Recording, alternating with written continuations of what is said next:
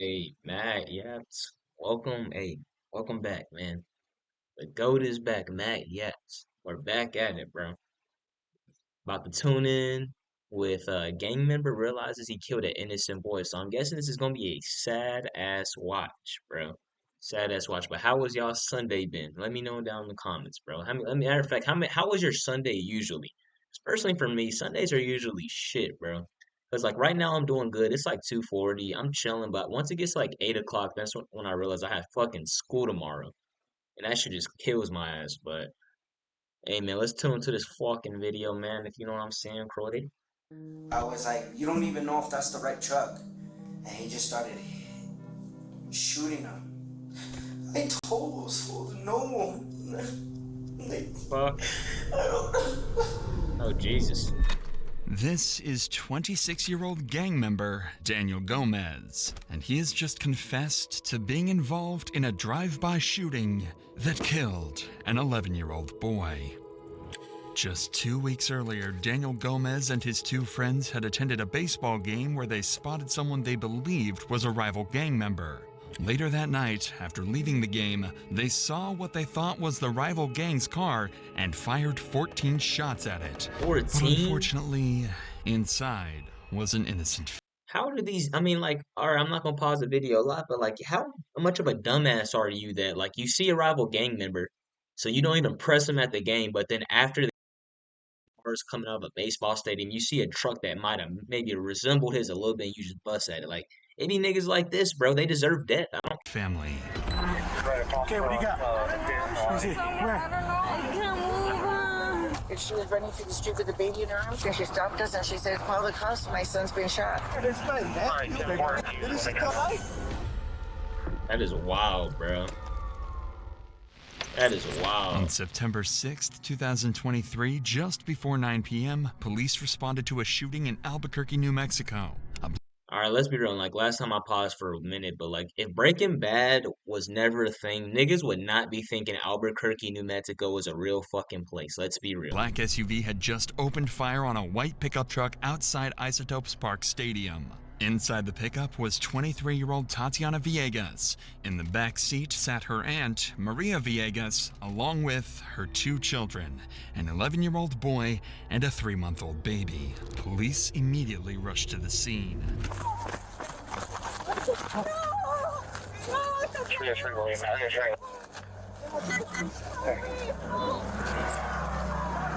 She got shot in the rib.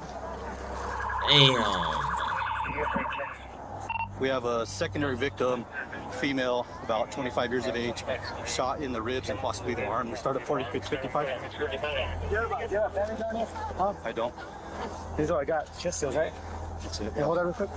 Damn. Tatiana had been shot 5 times. In Shit. critical condition, officers rushed to her side, keeping her conscious until paramedics arrived. Oh She my was raced to the fuck. hospital as her family watched in horror. Oh damn, I'm about to start crying.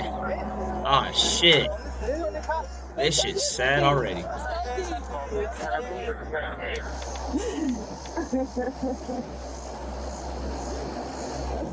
mean, I swear up God, we're good people. We don't do anything to anybody. They probably think it was somebody else. Maria Villegas, the mother in the back seat, was exactly right. Damn. Just minutes earlier, Tatiana had been peacefully driving her family home from a baseball game, unaware of the horror about to unfold. Meanwhile, only a few feet behind, 22-year-old Jose Romero was at the wheel of a black. He deserves fucking the worst type of death. First off, he shot at an innocent car. He killed a kid. He shot a random woman 5 times. You can't deserve some form of mutilation. You can't tell me he doesn't. You can't. He's not human. There's no way he's human. Dodge Durango, accompanied by his No two way. friends, 21-year-old Nathan Garley and 26-year-old Daniel Gomez. Earlier that night at the game, Romero had spotted a rival gang member, the same one who had stolen a chain from him weeks earlier. Fueled by revenge, Romero and Garley had tracked what they believed to be his car and decided to open fire. They Wait, had so tracked what they. oh, that's so fucked. Them bitches do look exact. I mean, obviously the backs are like different colors, but like if you're a dumbass, stupid gang member, of course you would.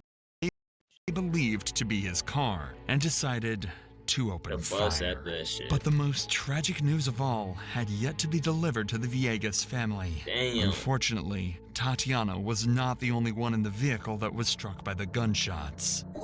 How's my son? Please tell me. Yes, you guys. I do not know. They're working on it. Maybe stay Damn. here, okay? No, please. Damn. Wait, they see him now? I don't know. I know the ambulance was working on it. Okay, what did you see? I saw the lady coming out of the cart. and I'm she about was to ready start to distribute the crying, baby in bruh. arms. What lady? The mom of the baby, the son. Okay, in the truck? Yeah, she goes out and she was trying to wake him up, get him up, you know. And then she came to the truck and she stopped us and she says, "Call the cops. My son's been shot." Did you see anything at all before that? Did you hear anything? No, we were just traffic was coming going. You were in the truck too? I was driving. Okay. 11-year-old Froylan Villegas, who was sitting in the backseat of the truck, had been fatally struck in the head. The bullet had killed him upon impact. This is what I have so far. Okay. Watching Turkey, they were at the game, and then mom, who was in the truck, Yeah. they were driving westbound, and this car, they said they started shooting at them from I don't know where. It was a black Jeep Cherokee traveling westbound. Last time it was seen was near Redbird. Okay.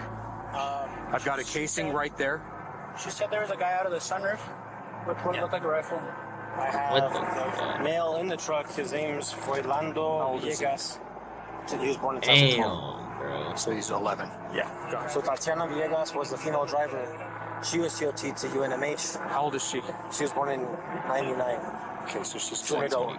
Is that's not her kid though? That's not her kid. Is that her brother, or how are they I think related? it's her niece.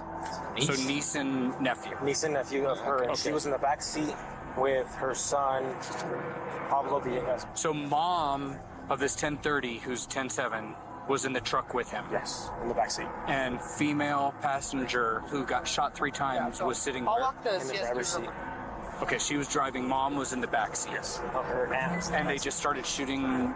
That's what for no reason. That's what she's saying. Officers use the term 10-7 to mean out of service or not Damn. operational. In this case, it was their way of confirming the unthinkable. Froylan Villegas had been pronounced dead at the scene. This Damn. disastrous mix-up had left Tatiana Villegas paralyzed from the waist down and her 11-year-old cousin brutally killed. With the scene now What the calming, fuck? police would begin the grueling task of piecing together exactly what had happened. Up to What this the point, all fuck? they had to go on were the initial police calls reporting the shooting and a vague description of a black car. Having already spoken to those who were simply present at the scene, officers now focused on questioning witnesses who had actually seen the shooting unfold. I'm not sure what all information you guys got. I was right there in the fucking crossfire. We did not get hit or nothing. Did you get a good look at the person who was shooting? I did not know this. How the fuck are you gonna contribute information if you don't even get a good look at the nigga? Like if you can't contribute details, you're just wasting these niggas' time. Okay. Yeah.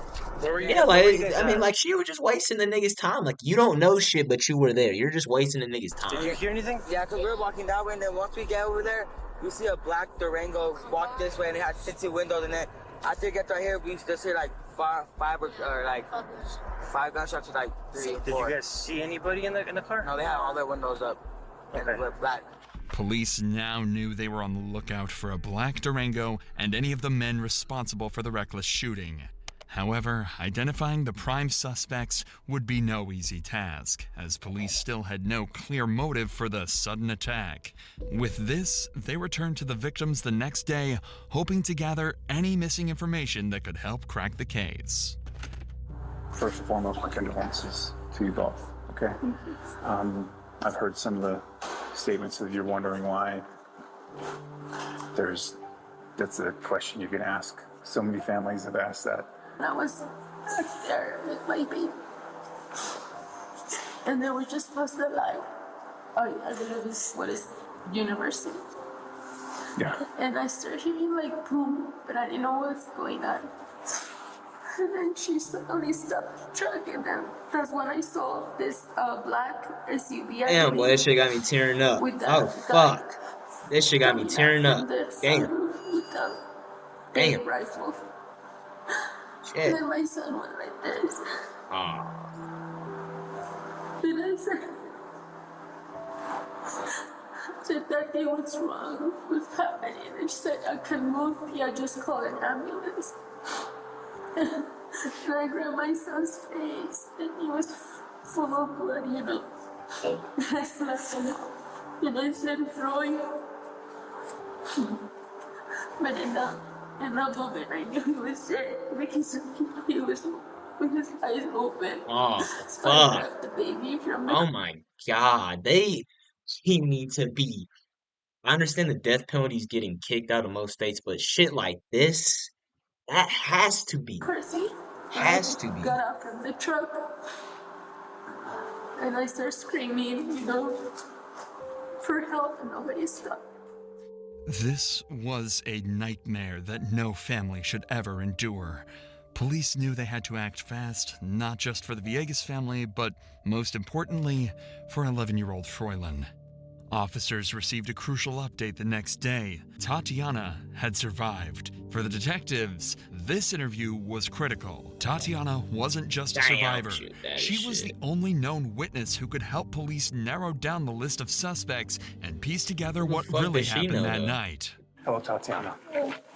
My name's David. Okay. I'm gonna go easy with you, okay? Pleasure meeting you. Okay, sorry it's meeting you in such a way. The reason why we're here is I'm the primary detective handling you and your nephew's case. Okay. So all I heard was like boom, boom, boom. And then I turned and looked at my auntie and I was like, did we hit something? And that's when I just saw my body go numb, like my stomach and that was Okay. it. So you said you heard a distinctive boom, boom, boom. Okay. When the car started to pass you, when you're looking at the car, could you see over the top of the cab of the car? Was it higher than you, or was it lower No, than it you? was like after like the shots, I did stop, and then that's when I saw the guy at the top. Okay. Shoot. Okay, the guy on the top shooting. Okay. Did you ever see the driver of that car? No. Okay. When the car went by, how many people were shooting at you? I only saw the guy whenever he passed and he was at the top. I only saw him. You only saw one guy. Okay. Shooting. And he was standing at the top of the sunroof. The details matched prior witness accounts. However, one key fact stood out. Tatiana was certain that a single gunman had fired the shots. Detectives soon received a breakthrough. Anonymous tips from the public led them to two alleged gang members connected to the case, Blick and Risk, marking the first major lead. But the case wasn't solved yet. A third suspect was still out there, and detectives needed to track him down to piece together the full story and close in on everyone involved. Then came another shocking discovery. A day after the shooting, the man allegedly feuding with Risk taunted him on Instagram, writing, "You shot at the wrong truck." That's when investigators identified the intended target, Isaiah Vasquez, who was completely unharmed. 5 days after the shooting, Vasquez was brought in for questioning.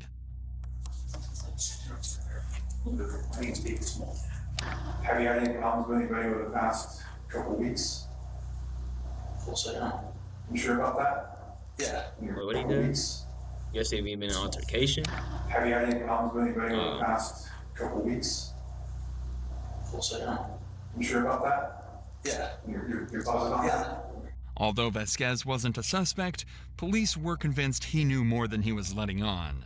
I got information about, what's your girlfriend's name?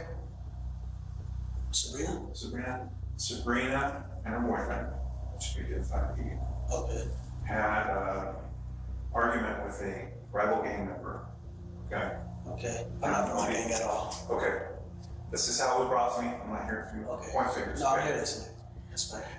And that person who had that argument with you, we'll just leave the whole gang portion out of it now. Okay. Wanted to shoot you. The information is very specific that you had a similar colored vehicle to my victim's vehicle.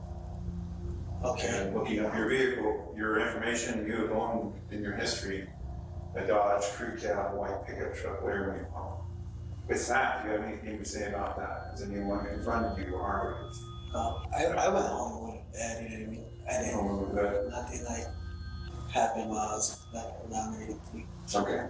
His responses were evasive. Despite appearing cooperative, his indifferent attitude frustrated detectives.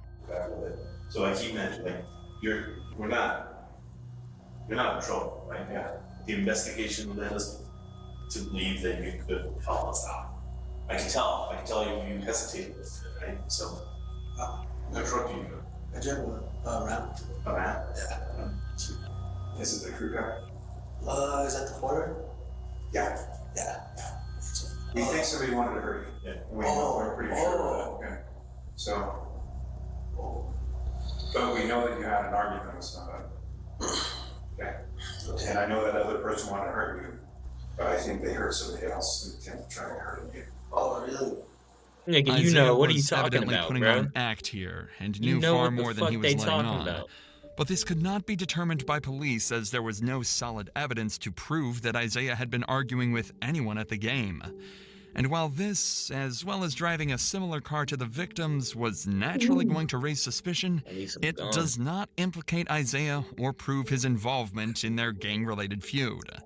The key detail detectives need is a description of the prime suspects, but Isaiah refuses to provide it, insisting he doesn't know their identities at all.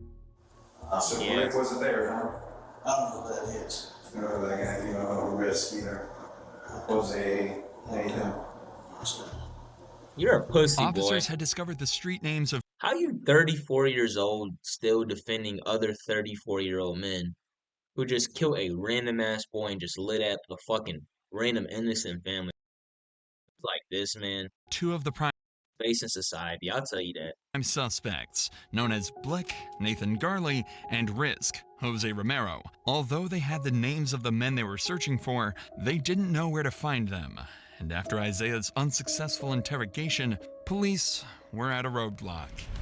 However, much to the police's joy, it would only be a day after that none other than Nathan Garley, Blick, would be stopped by state police on September 13th while returning from Arizona. Authorities found a gun and around 100,000 tablets in the car. What? As soon as they Oh, ran his tablets? information, Oh, damn. officers discovered he was already a wanted suspect in the Froylan Villegas murder. His arrest led police straight to Jose Romero, who was also traveling to Arizona and was taken into custody the same day. With both men behind bars, only one suspect remained, 26-year-old Daniel Gomez. What's most interesting, however, is that police wouldn't have to search very far, as exactly one day after both Nathan Garley Does this girl got a Baltimore Ravens jersey on while she has a pistol on wouldn't her have hip? to search very far, as exactly one So I'm gonna have to move to Albuquerque. That's how they coming. She got the Terrell Suggs jersey with the fucking Glocky on her hip. I fuck with you, these random niggas that are fucking. day after both Nathan Garley and Jose Romero's public arrest, the third suspect would turn himself into the police station, Daniel Gomez. And while Daniel confirmed being in the Dodge Durango that night, he decided to give his own recollection of what happened. Having these rights in mind, do you wish to speak to me? I want to speak with the attorney first. This nigga's so scared, boy. Like, you chose this life, I bro. would feel comfortable with someone present with me. His ass got good grammar now, but I bet you outside this place, he tries to talk so gangster. Like, look at you. You're a grown ass man that's a fucking gang member. Like, what? That knows more about legally. It's not like, because I'm here to talk to you guys. There's a reason I came to you guys. Yeah. You know, so I feel like I would feel more comfortable with someone that knows more about these things. No, it's absolutely fine. At first, Daniel did the smart thing, invoking his right to an attorney. But it didn't take long for him to change his mind. With that, we're done. I can't go any further. I'll be direct with you. You're under arrest. You've been charged with an open count of murder. Numerous other, like shooting from a motor vehicle, attempted murder. I understand each one of you have the same charges. Suddenly, Daniel was willing to talk. Faced with serious charges, he only saw one option: tell his side of the story. Each one of you have the same charges. Each one of you. So I got a question. Just a question. If That's fine. I can answer questions. If I was to speak to you guys today, what would happen exactly? I want to do this because it isn't right what happened, and you guys need to know. Yeah. But the only thing is, I do this, my family gonna die. That's my question. Police now had to Nigga, determine how whether the fuck are Daniel them had niggas gonna know? indeed been receiving threats from the other men and feared what would happen if he snitched, or if this was a complete fabrication and Daniel was way more involved than he was letting on. If we could solidify some of that stuff, that may help you. We might be able to solidify some of your statements of the threats to you. Well, it all started about 10 o'clock in the morning. I had asked a friend who goes by Risk if he wanted to go have some dinner. When he picked me up, there was another guy, they call him Blick. I have known Risk for a long time, known like his family and stuff, but I've never known his friends, so. Okay. Daniel's motive from here can be easily guessed. He mentions Risk as a long-term friend, but makes it clear that he's not well acquainted with Blick. It would make sense to pass all blame on to him instead of his good friend. We had finished up eating, and then we went to play some games at his house. We leave his house, we're headed towards the game, everything's okay. You know, we get to the game. So we start heading to our seats when I didn't really know the situation. All I knew is that a dude, he goes by the name of, or at least that I know is Boss Dinero. I guess they had told me he had robbed Risk for one of his chains or whatever.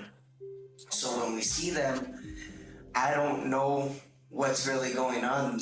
Blake and that Boss Dinero guy are kind of smiling at each other. All of a sudden, that guy starts heading towards the far exit.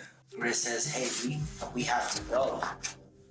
I said, "Why?" He says, "Because I have to go just pick cut up to my the daughter, chase, so we have to man. go." And he has a Rick daughter, says fuck he you. turns to Risk and he says, And he has a daughter, fuck that. "Hey, that fool circling around with some homies with the Mac looking for us." So they jumped in the car and they pulled up to me and they told me to get in.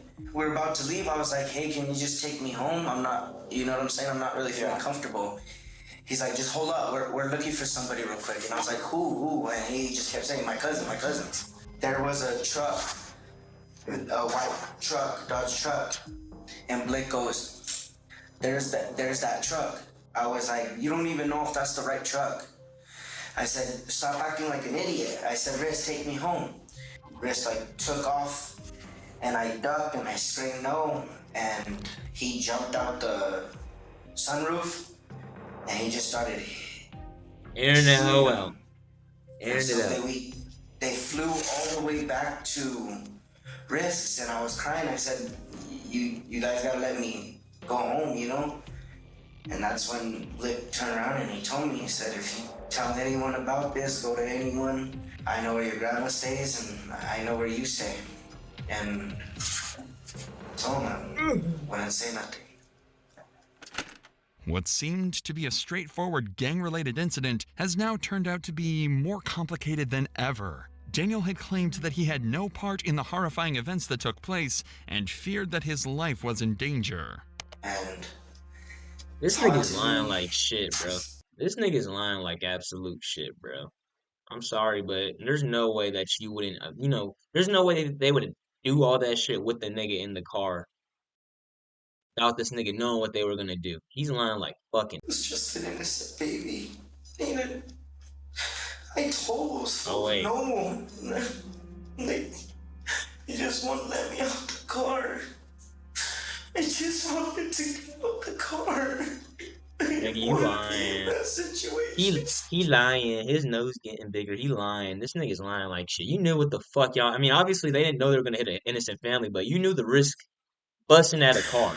I don't want to be in that situation at all, sir. I'm sorry. I'm sorry I didn't come sooner. I was just so scared for my life. eyes. I'm still scared. I don't know what's gonna happen to me. He You don't. I guys know have he a don't sound lot like of this money, a usually. lot of power. It's not funny. It's scary. At this point, I don't care what's been said about me. That little boy needs justice. He needs justice. Yeah, nigga, Daniel you're a is part of that. potentially digging his own grave here. Yeah, By placing himself at the scene of the crime, he has incriminated himself, and the statements he exactly. makes definitely casts further suspicion on him and whether he is trying to save himself here. For what the fuck happened to him, no kid should ever have to go through that. That's why I'm here and I'm doing what I'm doing right now. Was it Risk who cocked the gun? No, it was Blick who cocked the gun. It was Risk was driving the car. Risk was driving. Risk kind of was doing the same thing I was, telling him no, no, no. You know what I'm saying? Don't do it, don't do it. And he's didn't give a fuck. He just did it. No remorse. It's like he had done it before. Okay. This You know, it nigga's was like he's he was so. already used to it. To him, it was nothing but a little adrenaline rush. He's just talking. He definitely was the fucking shooter. He's easily just putting that shit on Blick, bro. This nigga just. I mean, obviously, all those niggas deserve trying to make Blick seem like a demon when these niggas are demon, but more of a demon than him.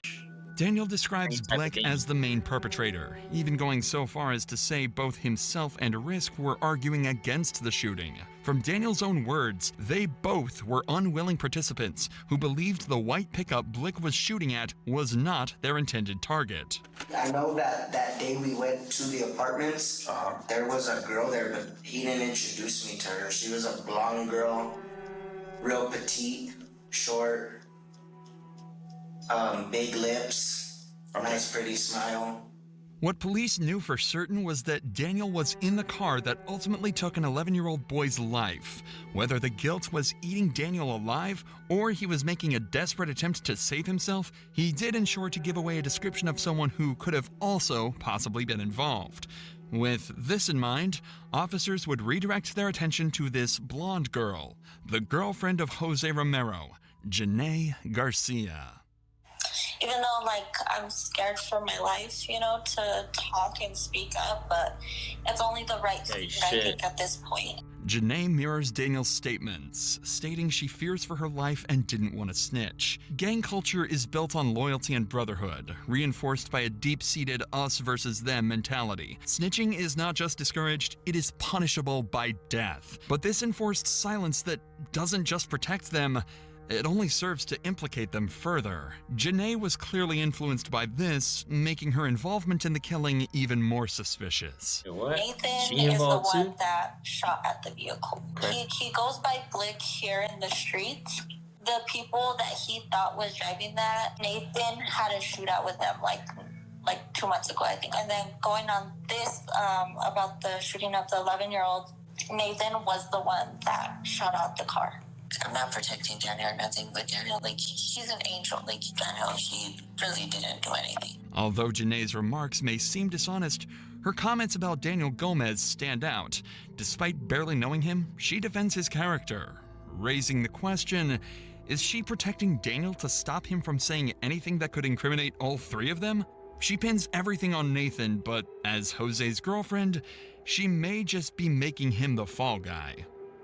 If you do know that information, probably best to give that up because they will come down to the minute details of everything in court. And that's what I'm trying to make sure that I put the right person, because they're all charged the same. Until we get all the information that we need, they will all be charged the same. Yeah, I did see that. Janae Garcia, 22, was charged with tampering with evidence for helping Jose Romero and Nathan Garley dispose of the SUV used in the shooting. Meanwhile, Nathan Garley, Jose Romero, and Daniel Gomez were all charged with murder, attempted murder, and conspiracy. These niggas went out like Villegas' death marked Albuquerque's second fatal child shooting in a month, prompting Governor Michelle Lujan Grisham to declare gun violence a public health emergency. In the aftermath, that might be the next one. That seems interesting, but I mean, like, there's not even too much to say because, like, I feel like, you know, it's known in society.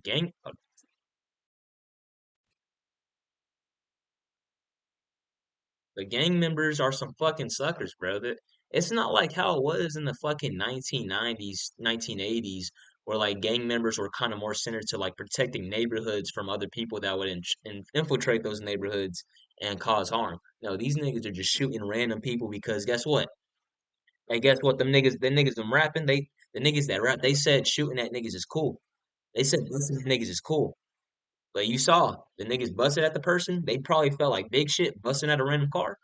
And they got in the interrogation room. Bro, I just don't want to be. I don't want to be a part of all this, bro. I ain't want to be in this situation, bro. That's why I don't deal with them niggas, bro. Nobody should deal with them niggas. That and I hope those. Obviously, I know most likely they didn't get the death penalty. I know how most states are centered away from that. I hope though. I really hope they made an exception in this case and killed these niggas. But I hope y'all enjoyed the video, man. It was a kind of lengthy one, but actually, what am I talking about? All of my videos are lengthy. But hey, man, y'all have a nice day. Hope y'all enjoy the rest of y'all week. I'll probably come back with a couple more videos tomorrow because I'm consistent as fuck. But yeah, man, that's Matt Yaps, and I'm out.